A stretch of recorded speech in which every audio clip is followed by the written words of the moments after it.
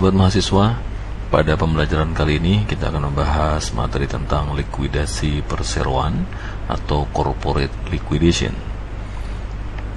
Materi ini merupakan bagian dari mata kuliah akuntansi keuangan lanjutan.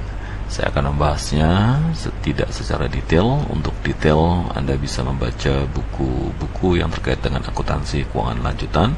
Di antaranya adalah buku karangan Floyd A. Beams. Saya Kuat Selamat, dosen Politeknik Keuangan Negara STAN. Sebelum kita berbicara tentang likuidasi corporate atau perusahaan, ada beberapa hal yang perlu Anda ketahui. Yang pertama adalah terkait dengan insolvensi atau biasa disebut dengan tanda-tanda kepailitan.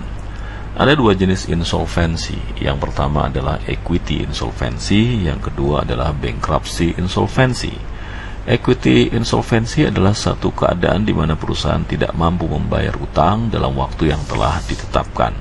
Sedangkan bankruptcy insolvensi adalah satu keadaan di mana perusahaan memiliki utang yang nilainya lebih besar dibandingkan dengan fair value assets.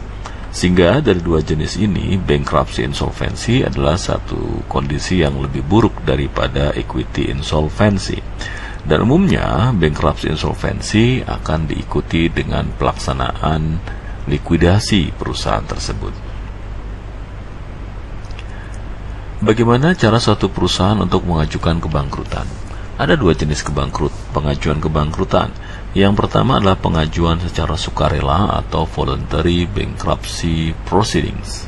Yang kedua adalah involuntary bankruptcy proceedings. Voluntary atau sukarela adalah satu pelaksanaan pengajuan kebangkrutan yang diajukan oleh pihak perusahaan yang berhutang atau biasa disebut dengan debitur. Sedangkan involuntary atau tidak sukarela, proses kebangkrutan ini diajukan oleh pihak kreditur yang memandang perlu dilakukan segera likuidasi dengan terlebih dahulu dinyatakan bangkrut oleh pihak yang berwenang. Aktivitas yang bisa dilakukan oleh pihak berwenang terkait dengan adanya proses pengajuan kebangkrutan adalah membebaskan atau menghilangkan kasusnya, menerima surat permohonan, atau bisa juga mengubah bentuk perusahaan. Ini disebut dengan court of action. Di dalam proses kebangkrutan, pihak yang berwenang akan melakukan penunjukan satu pihak atau seseorang yang biasa disebut dengan trustee atau wali amanat, atau ada juga yang menyebutnya kurator. Trustee adalah pihak ketiga yang mengurus proses likuidasi perusahaan dari sisi ganti rugi dan hal-hal lainnya. Kewajiban trustee diantaranya di dalam proses likuidasi adalah menyelidiki urusan keuangan debitur, menyediakan informasi, memeriksa klaim para kreditor, melaporkan berkas-berkas di dalam perwalian. Jika diotorisasi untuk menjalankan bis debtor, maka dibutuhkan laporan di periode selanjutnya. Di dalam kasus reorganisasi, sebagai tambahan, kewajiban trustee untuk selain hal yang di atas adalah mengarsipkan rencana reorganisasi atau pernyataan mengapa salah satunya tidak bisa dipenuhi. Di Indonesia, kita memiliki undang-undang yang digunakan untuk menyelesaikan permasalahan kepailitan, yaitu Undang-Undang Nomor 37 Tahun 2004 tentang kepailitan dan penundaan kewajiban pembayaran utang, atau biasa disingkat dengan istilah Undang-Undang Kepailitan. Di dalam undang-undang tersebut, yang dimaksud dengan kepailitan adalah sita umum atas semua kekayaan debitur pailit yang pengurusan dan pemberesannya dilakukan oleh kurator di bawah pengawasan hakim pengawas sebagaimana diatur di dalam undang-undang. Syarat dan putusan kepailitan menurut undang-undang kepailitan adalah jika suatu perusahaan memenuhi syarat-syarat yuridis kepailitan. Syarat-syarat ini menurut pasal 2 Undang-Undang Kepailitan meliputi: 1. Adanya debitor yang memiliki 2 atau lebih kreditor dan tidak membayar lunas sedikitnya satu utang yang telah jatuh waktu dan dapat ditagih. Yang kedua, dinyatakan pailit menurut putusan pengadilan. Kreditor dalam hal ini adalah kreditor baik yang konkuren, kreditor separatis maupun yang kreditor preferen. Sedangkan utang yang telah jatuh waktu berarti kewajiban untuk membayar utang yang telah jatuh waktu, baik yang telah diperjanjikan karena percepatan waktu penagihan sesuai perjanjian ataupun karena putusan pengadilan, arbiter atau majelis arbitrase. Permohonan pailit menurut Undang-Undang Kepailitan dapat diajukan oleh debitur, satu atau lebih kreditor, jaksa, Bank Indonesia, perusahaan efek, atau perusahaan asuransi. Prosedur permohonan pailitan pada pada pengadilan niaga sebagai berikut. 1. Permohonan pernyataan pailit diajukan kepada ketua pengadilan melalui panitera.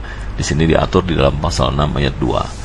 Kedua, panitera menyampaikan permohonan pernyataan pailit kepada ketua pengadilan paling lambat 2 hari setelah tanggal permohonan didaftarkan.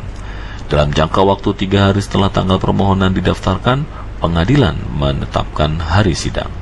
Yang ketiga, sidang pemeriksaan dilakukan dalam jangka waktu paling lambat 20 hari setelah tanggal permohonan didaftarkan.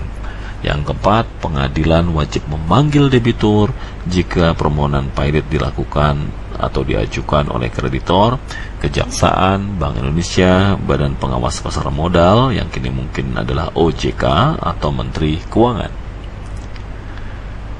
5. Pengadilan dapat memanggil kreditor jika persyaratan pailit diajukan oleh debitor dan terdapat keraguan bahwa persyaratan pailit telah dipenuhi. 6. Pemanggilan tersebut dilakukan oleh jurusita dengan surat kilat tercatat paling lama 7 hari sebelum persidangan pertama diselenggarakan. 7. Putusan pengadilan atas permohonan pailit harus dikabulkan apabila terdapat fakta terbukti bahwa persyaratan pailit telah terpenuhi dan putusan tersebut harus diucapkan paling lambat 60 hari setelah didaftarkan. 8. Putusan atas permohonan pernyataan pailit tersebut harus memuat secara lengkap pertimbangan hukum yang mendasari putusan tersebut. Berikut pendapat dari majelis hakim dan harus diucapkan dalam sidang terbuka untuk umum dan dapat dilaksanakan terlebih dahulu sekalipun terdapat putusan tersebut ada upaya hukum. Prosedur permohonan pailit oleh debitur sebagai berikut, yaitu menyerahkan dokumen, diantaranya berupa surat permohonan bermaterai yang ditujukan kepada ketua pengadilan negeri atau niaga yang bersangkutan, izin pengacara yang telah dilegalisasi, surat kuasa khusus, KTP, atau kartu identitas penduduk dari suami atau istri yang masih berlaku, persetujuan dari suami atau istri yang dilegalisasi, daftar aset dan tanggung jawab, serta neraca pembukuan terakhir. Prosedur permohonan pailit oleh kreditor sebagai berikut. Penyerahan dokumennya berupa surat permohonan bermaterai yang ditujukan kepada ketua pengadilan negeri atau niaga yang bersangkutan, izin pengacara yang dilegalisasi atau kartu pengacara, surat kuasa khusus, akta pendaftaran yayasan asosiasi yang dilegalisasi oleh kantor perdagangan paling lambat 1 minggu sebelum permohonan didaftarkan, surat perjanjian utang, perincian utang yang tidak dibayar, nama serta alamat masing-masing debitur, tanda kenal debitur, nama serta alamat mitra usaha, terjemahan dalam bahasa Indonesia dan bahasa Inggris oleh penerjemah resmi jika menyangkut pihak asing. Itu adalah sedikit gambaran tentang likuidasi khususnya yang ada di Indonesia. Bagaimana likuidasi menurut proses akuntansi? Tugas kurator dalam kasus likuidasi tadi sudah disinggung, mari kita bahas kembali. Yang pertama adalah menyelidiki masalah keuangan yang dialami debitur. Jadi mereka punya tanggung jawab untuk melihat sejauh mana masalah keuangan yang ada. Yang kedua, memberikan informasi mengenai harta debitur dan mengadministrasikannya kepada pihak yang berkepentingan, atau dengan kata lain, kurator wajib membuat laporan. Yang ketiga, memeriksa klaim kreditur dan menolak klaim yang tidak sesuai. Kurator memiliki hak untuk menentukan klaim-klaim kreditor mana saja yang memang perlu atau dinyatakan sah dan perlu dibayarkan, dan mereka berhak melakukan penolakan klaim yang dipandang tidak sesuai. Jika diotorisasi untuk mengoperasikan bisnis debitur, kurator harus memberikan laporan periodik dan ikhtisar operasi, laporan penerimaan dan pengeluaran, serta informasi lain seperti yang ditentukan dalam pengadilan. Nanti ini kita akan bahas pada sesi tersendiri. Mengajukan laporan akhir menyangkut trusteeship seperti yang diminta oleh pengadilan. Apabila terdapat biaya dalam proses likuidasi, maka biaya administrasi tadi dikeluarkan dalam proses mempertahankan dan melikuidasi perusahaan, termasuk biaya kurator dan biaya hukum serta akuntansi. Biaya ini tentu saja ditanggung oleh perusahaan yang melakukan likuidasi. Di dalam proses likuidasi, trustee atau kurator akan melakukan pemeringkatan atas klaim yang diajukan kepada perusahaan. Peringkat pertama adalah klaim yang dijamin, yaitu klaim yang dijamin dengan suatu agunan yang valid, misalnya aset tetap. Contoh, misalkan sebuah bank memberikan pinjaman kepada perusahaan dan atas pinjaman tadi perusahaan memberikan jaminan berupa aset tetap. Nah, pinjaman hutang seperti ini oleh kurator akan dipandang sebagai klaim yang dijamin. Peringkat kedua disebut dengan klaim prioritas yang tidak dijamin, yaitu klaim yang terjadi antara tanggal pengajuan petisi tidak sukarela dengan tanggal kurator ditunjuk. Ini kalau ada. Yang kedua, klaim atas upah, gaji, dan komisi yang dihasilkan dalam waktu 90 hari dari pengajuan petisi dan tidak melampaui nilai tertentu, di mana nilainya akan ditetapkan sesuai dengan peraturan perundangan yang berlaku per individu. Ketiga, klaim kontribusi bagi rencana imbalan karyawan yang berasal dari jasa yang diberikan dalam 180 hari sejak pengajuan petisi dan dibatasi sebesar nilai tertentu per karyawan, nilainya juga sesuai dengan peraturan perundang-undangan yang berlaku. Masih pada peringkat 2, yaitu klaim prioritas yang tidak dijamin, klaim individu berupa klaim individu yang tidak melampaui nilai tertentu yang berasal dari pembelian, lease, transaksi lease, atau sewa properti yang belum dikirimkan, atau pembelian jasa yang belum diserahkan oleh debitur. Dan yang kelima adalah klaim atas hutang pajak kepada pemerintah. Selain peringkat 1 dan 2, ada peringkat 3, yaitu klaim non-prioritas yang tidak dijamin. Bentuknya bisa berupa klaim yang diajukan tepat waktu, klaim yang bukti klaim yang terlambat diajukan, klaim atau dijamin atau tidak dijamin untuk semua bentuk denda yang berasal dari perintah pembebasan atau penunjukan kurator, dan klaim terhadap bunga atas klaim prioritas yang dijamin atau non-prioritas yang tidak dijamin. Dan peringkat terakhir, yaitu peringkat keempat, adalah klaim pemegang saham. Aset yang tersisa dikembalikan ke korporasi atau pemegang saham.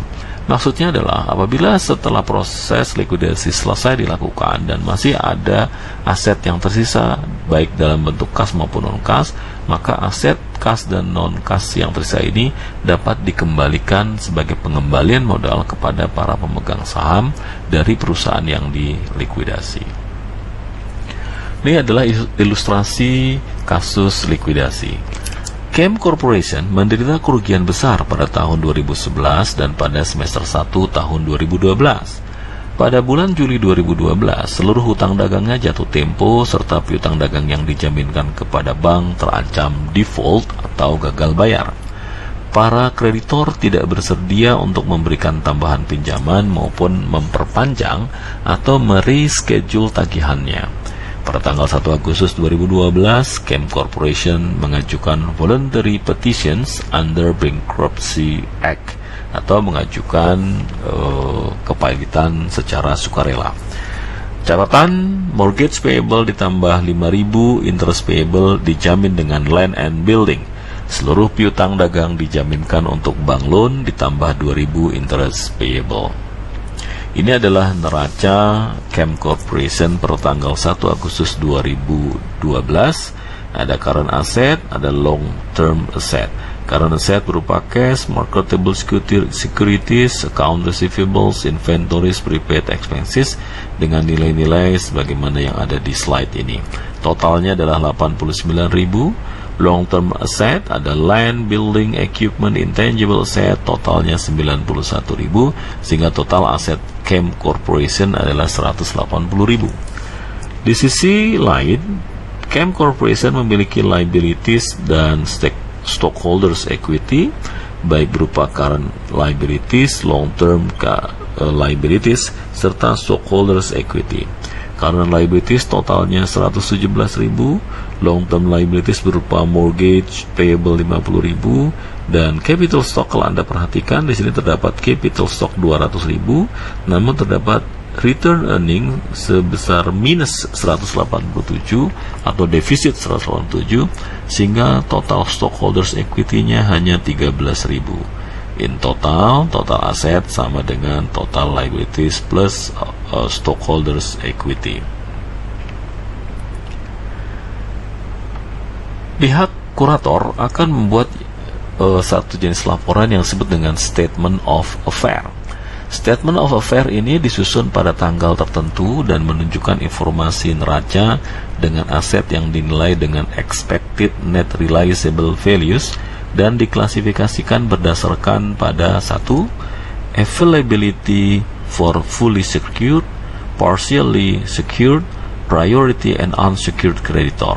Sedangkan liabilities diklasifikasikan berdasarkan fully secured, partially secured, priority dan unsecured. Ini adalah pengklasifikasian di dalam statement of affair untuk aset dan untuk liabilities. Jadi untuk aset ada 3 klasifikasi, sedangkan liabilities ada 4 klasifikasi. Oleh karenanya mari kita lihat Chem Corporation setelah diubah menjadi statement of affair-nya. Tadi ada neraca dan kemudian kita ubah ke dalam statement of affair per tanggal 1 Agustus 2012. Anda perhatikan di sini bahwa bentuk statement of affairs itu mirip seperti neraca, hanya saja terdapat modifikasi-modifikasi yang berkaitan dengan likuidasi. Di sisi kiri ada kolom book value atau nilai buku, dan kemudian di tengah ini adalah keterangan item-item yang ada di aset. Kemudian di sisi kanan ada kolom tentang estimated realizable values less secured creditor liabilities, dan ada estimated realizable value available for unsecured creditor. Kolom ini merupakan kolom yang diperuntukkan bagi secured creditor liabilities, sedangkan kolom yang ada di sini adalah kolom untuk unsecured creditors. Artinya ini adalah bagian kreditor yang secure, ini adalah bagian yang dimiliki oleh unsecured creditor atau kreditor yang tidak dijamin. Kalau kita perhatikan yang pertama di sini ada pembagian atau klasifikasi aset, yaitu yang pertama fully secured creditors, pledge for fully secured creditors.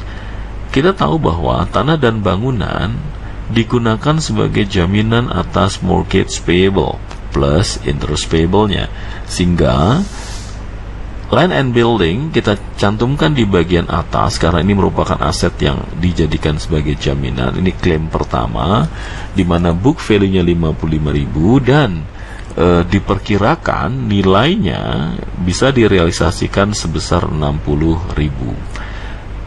Land and building ini langsung ditandingkan dengan hutang yang dijaminkannya, yaitu mortgage payable sebesar 50.000 dan interest payable sebesar 5.000 atau totalnya 55.000. Diperkirakan apabila land and building ini terrealisasi, maka akan terdapat kelebihan sebesar 5.000. Nah, 5.000 ini yang kemudian dialokasikan untuk unsecured creditor. Yang kedua, pledge for partially secured creditor. Kalau kita perhatikan di dalam balance sheet dan keterangannya, salah satu aset yang ditetapkan sebagai partially secured creditor adalah account receivables. Account receivables nilai bukunya 25, diperkirakan hanya dapat ditagih sebesar 22, di mana account receivables ini nanti hasil penagihannya akan digunakan untuk membayar notes payable kepada bank plus bunga interest payable, di mana notes payable-nya sebesar 25.000 dan interest payable-nya sebesar 2.000, atau dengan kata lain total hutang yang akan kita bayarkan kepada bank adalah 27.000. Kalau Anda perhatikan, karena account receivable-nya diperkirakan hanya 22.000 dibandingkan notes payable yang terutang 27, maka berarti tidak ada dana yang bisa dialokasikan atau tidak ada sisa dana yang bisa dialokasikan untuk unsecured creditor.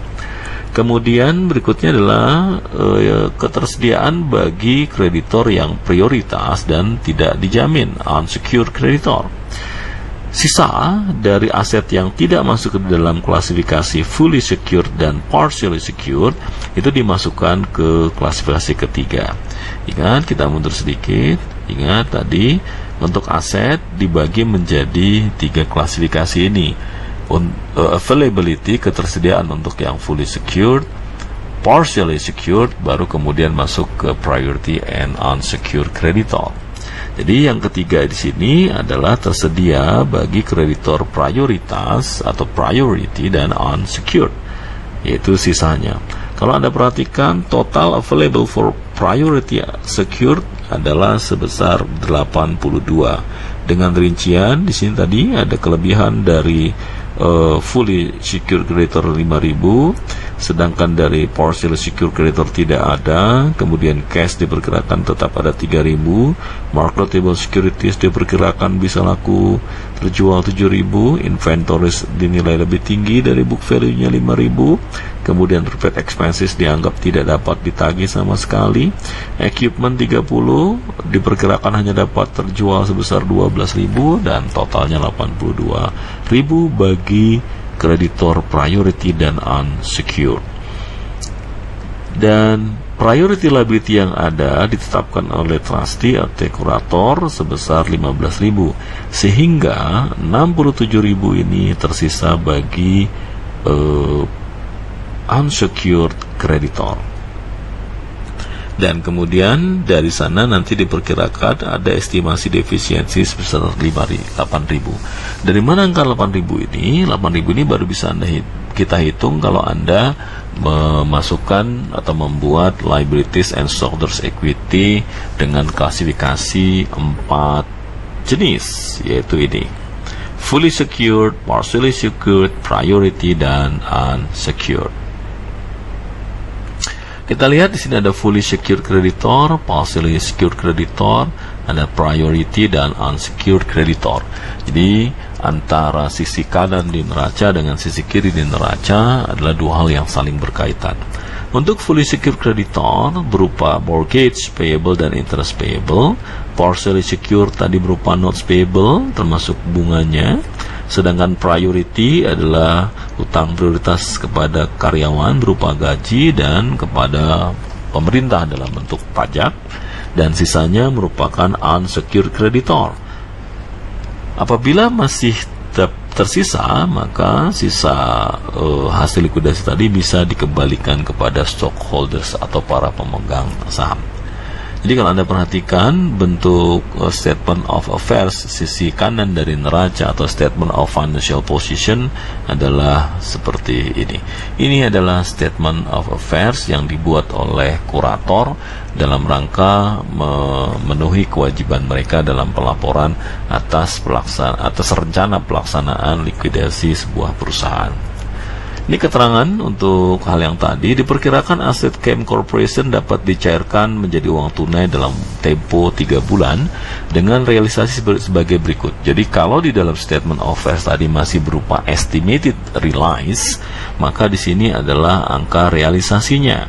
Cash terrealisasi 3.000, marketable securities terrealisasi 7.000, account receivable terrealisasi 20.000, inventories terrealisasi 55.000, prepaid expenses tidak terrealisasi sesuai dengan perkiraan kurator, land and building terrealisasi 60, equipment terrealisasi 12, intangible asset tidak ada yang terrealisasi.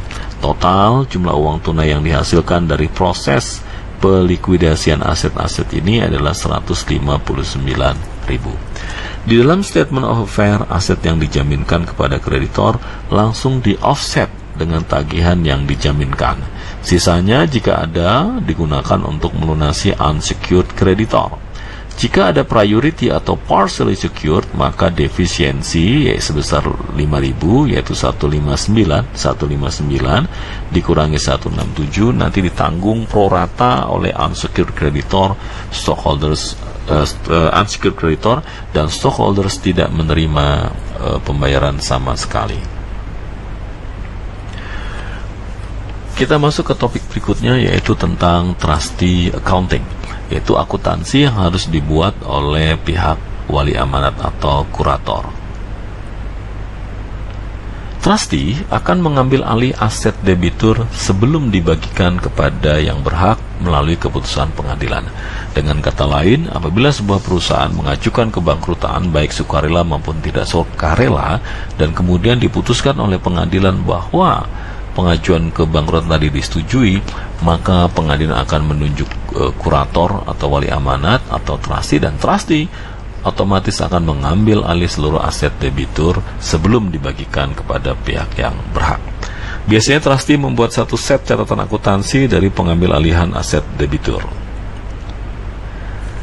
Ini adalah jurnal yang pertama kali dibuat oleh trustee pada saat pengambil alihan aset perusahaan yang dilikuidasi.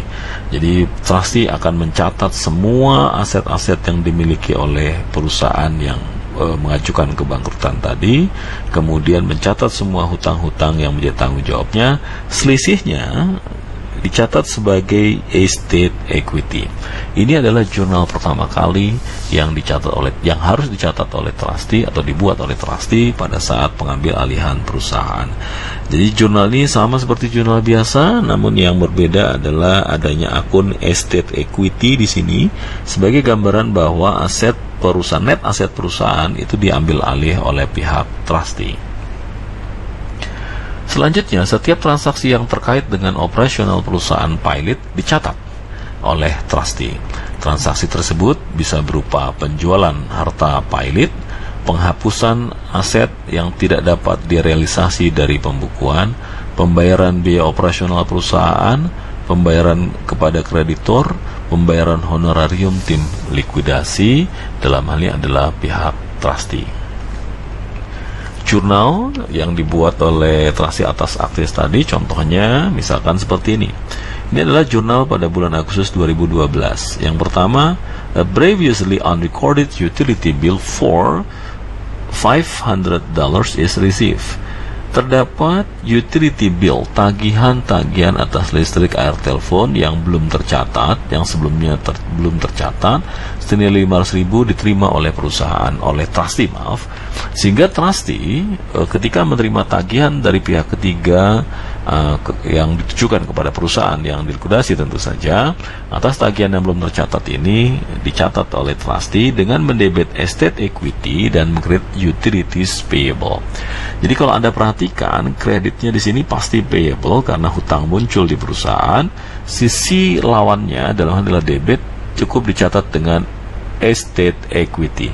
Demikian pula nanti kalau terjadi sisi yang lain, misalkan kita mendebit satu akun, maka kreditnya adalah estate equity. Yang kedua, intangible asset are deemed worthless and are write-off. Aset tidak berwujud ditetapkan worthless, tidak memiliki harga, dan kemudian ditetapkan written off, dihapuskan. Atau dengan kata ada penghapusan intangible asset di mana nilainya adalah 6.000. Anda lihat di sini intangible asset di sisi kredit dan kemudian debitnya adalah estate equity. Yang ketiga, all inventory item are sold for $48,000, of which $18,000 is on account and $30,000 is in cash. Seluruh inventory item dijual dengan harga 48.000, di mana 18.000-nya on account atau belum dibayarkan secara tunai, dan 30.000-nya dibayar secara tunai. Kita akan mendebit cash sebesar 30.000, kemudian account receivables 18.000, kemudian mengkredit inventory 50.000, dan selisihnya Anda lihat di sini 50.000 nilai inventory, sedangkan nilai yang terrealisasi hanya 48, maka 2.000 dicatat ke dalam estate equity. Yang keempat, the equipment is sold for $14,200 cash. Kita menerima uang tunai dari hasil penjualan equipment, kita mencatat cash sebesar 14.200, mengkredit equipment senilai book value-nya, ya, net book value-nya, dan sisanya dicatat sebagai estate equity. Contoh yang lain, kelima, wages and property taxes owed on August 1st, bentuknya adalah priority liability are paid. Perusahaan trustee membayarkan hutang gaji dan hutang pajak pada yang terhutang atau terhutang sejak tanggal 1 Agustus di tanggal ini. Maka kita tinggal mencatat wages payable, hutang gaji, property taxes payable, hutang pajak, dan mengkredit cash. Yang keenam, land and building are sold for $64,000 cash, and mortgage payable and related interest are paid. Trustee berhasil menjual tanah dan bangunan sebesar 64.000 tunai, dan mortgage payable dan utang-utang yang terkait atau bunga yang terkait dibayarkan. Ingat, karena land and building ini adalah aset yang dijaminkan atas satu pinjaman berupa mortgage payable. Kita mendebit cash karena kita menerima 64.000 uang tunai, mengkredit land and building sesuai dengan nilai bukunya, selisihnya dicatat sebagai estate equity. Jurnal yang kedua adalah membayarkan mortgage payable dan interest payable dan mengkredit cash. Yang ketujuh, insurance policies included in prepaid expenses. Jadi ada polis asuransi yang masuk ke di dalam bagian dari prepaid expenses are cancelled, dibatalkan, dan terdapat 1.000 cash yang berhasil di-refund oleh trustee. Artinya perusahaan mendapatkan uang tunai sebesar 1.000, dan ini dicatat sebagai pengembalian atau refund atas polis asuransi yang dibatalkan tadi. Cash debit, kreditnya prepaid expenses. 8. Account receivable of $21,000 are collected from the amount owed to CAM at August 1st. The remaining $4,000 is uncollectible. Terdapat piutang usaha sebesar atau piutang dagang sebesar 21.000 yang berhasil ditagih dari nilai yang terhutang pada tanggal 1 Agustus, dan terdapat sisa sebesar 4.000 yang tidak dapat ditagih. Berarti kita akan mendebit cash sebesar 21.000, mengkredit account receivable sebesar 4.000 yang tidak ditagih tadi ya, mengkredit account receivable sebesar totalnya 25.000, dan yang tidak tertagih ini dianggap sebagai kerugian tentu saja dan akan dicatat dengan mendebit estate equity. 9. Terdapat atau di $21,000 received on account is applied to the bank note receivable and related interest.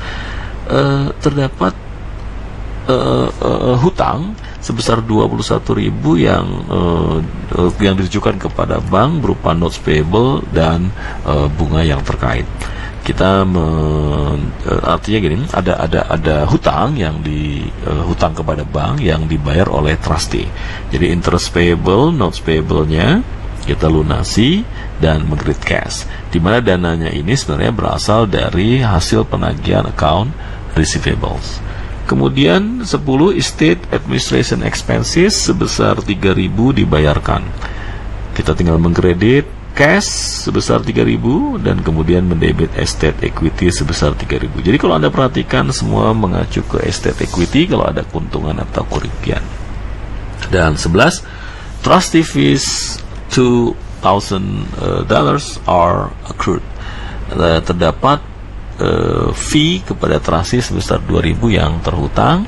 Kita tinggal catat saja trustee fee payable sebesar 2.000 dan kreditnya adalah equity, estate equity sebesar 2.000.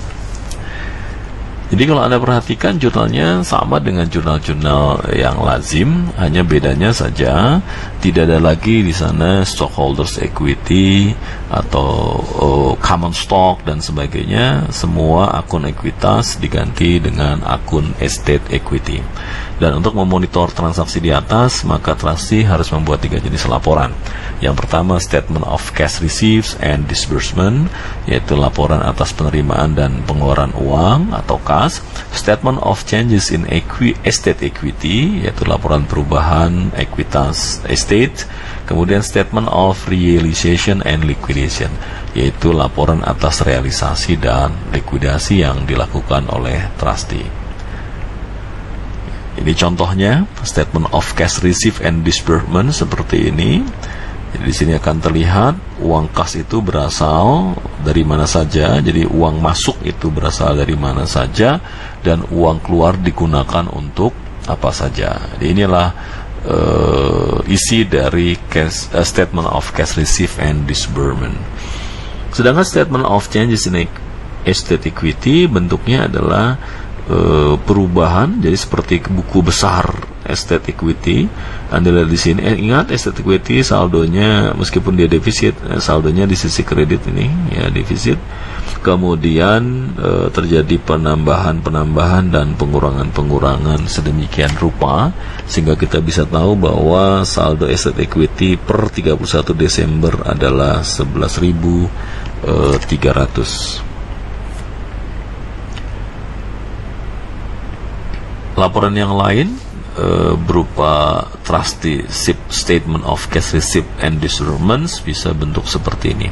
Jadi kalau tadi bentuknya kanan dan kiri, ini bentuknya atas dan bawah. Di sini adalah penerimaan uang tunai, di sini adalah pengeluaran uang tunai. Ini juga bentuk lain dari statement of changes in estate equity. Ya, jadi tadi bentuk kanan kiri, ini bentuk yang atas ke bawah. Dan di sini ditambahkan ada schedule of net losses on asset liquidations, yaitu satu daftar tentang untung atau rugi sebenarnya. Di sini net losses meskipun di sini adalah rugi bersih atas aset yang berhasil dilikuidasi. Contoh misalnya di sini ada account receivable, book value-nya 25.000, profit hasil dari realisasi adalah 21.000, berarti kita rugi. Gitu ya, 4.000. Kemudian inventories 50.000, profitnya hanya 48.000, hasilnya hanya 48.000, berarti rugi 2.000. Land and building 55.000, book value-nya berhasil dijual oleh trustee sebesar 64, berarti perusahaan mendapatkan untung di sana. Equipment 30.000, hanya berhasil dijual 14.200, berarti perusahaan rugi 15.800. Dan intangible asset nilainya 6.000, tidak ada satupun yang bisa direalisasikan, berarti perusahaan rugi 16.000, sehingga net loss-nya adalah 18.800. Kemudian untuk balance sheet-nya ya sama seperti balance sheet yang lain, tapi sekali lagi yang harus Anda perhatikan adalah tidak ada owner's equity atau stockholders equity di sini.